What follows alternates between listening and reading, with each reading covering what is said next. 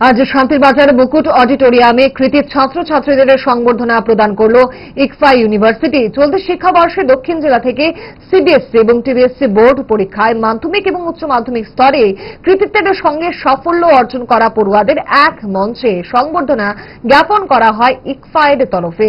সংবর্ধনা অনুষ্ঠানের উদ্বোধক হিসেবে উপস্থিত ছিলেন দক্ষিণ জেলার সভাধিপতি দীপক দত্ত।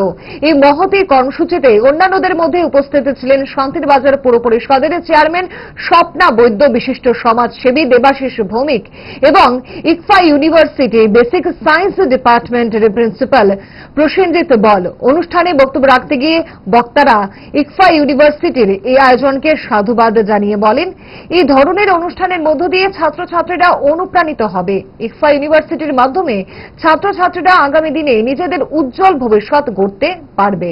অনুষ্ঠানের প্রধান অতিথি তথা উদ্বোধক দক্ষিণ জেলা সভাধিপতি দীপক দত্ত জানান,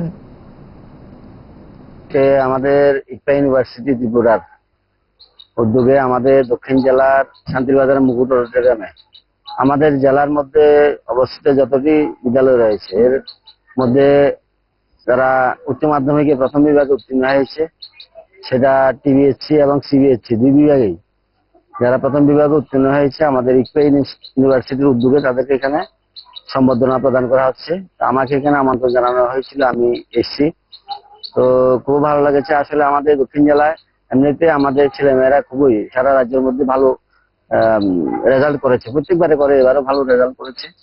তো আমি ইকফা ইউনিভার্সিটিকে ধন্যবাদ জানাবো, তারা এবং উদ্যোগ নিয়ে আমাদের যারা প্রথম বিভাগে উত্তীর্ণ হয়েছে টিবিএসসি সিবিএসসি তাদেরকে আরো উৎসাহিত করার জন্য।